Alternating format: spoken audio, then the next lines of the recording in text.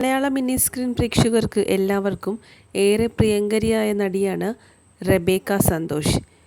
ഇപ്പോൾ ചെമ്പനീർ പൂ എന്ന സീരിയലിലെ രേവതി എന്ന നായിക കഥാപാത്രത്തെയാണ് റെബേക്ക അവതരിപ്പിക്കുന്നത്. റെബേക്ക സന്തോഷിന് കുറച്ച് ആഴ്ചകൾക്ക് മുമ്പാണ് കാലിന് ചെറിയൊരു പരിക്ക് പറ്റിയിരുന്നത്.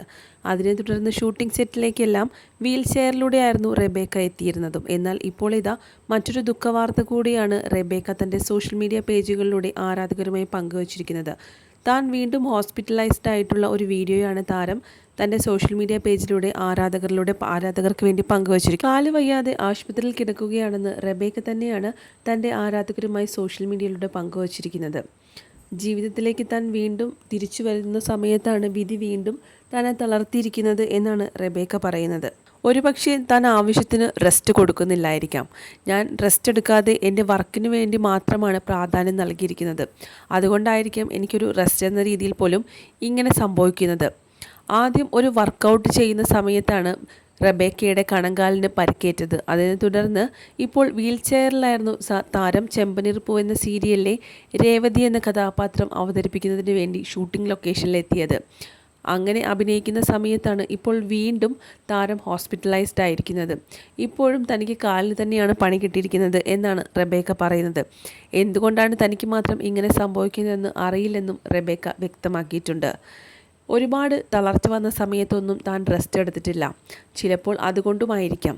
കാരണം നമ്മൾ ഇത്രയധികം ഓടുന്ന സമയത്ത് നമ്മുടെ ശരീരം എന്തായാലും തളർന്നു പോകില്ലേ.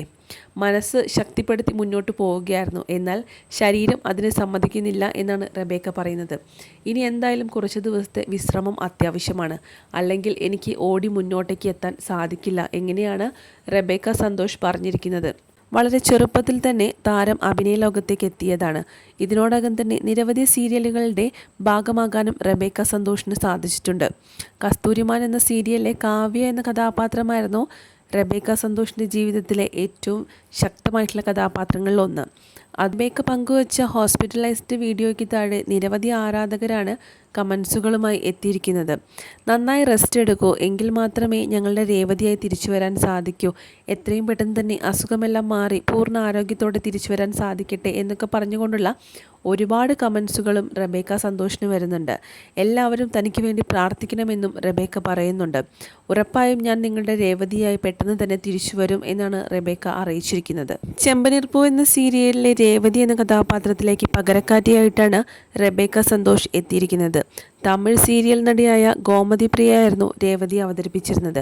എന്നാൽ റെബേക്ക എത്തിയ സമയത്ത് പ്രേക്ഷകർക്ക് പെട്ടെന്ന് അംഗീകരിക്കാൻ സാധിച്ചിരുന്നില്ല. എന്നാൽ പിന്നീട് അങ്ങോട്ട് രേവതിയായി റെബേക്ക സന്തോഷ് പ്രേക്ഷകരുടെ മനം കീഴടക്കി.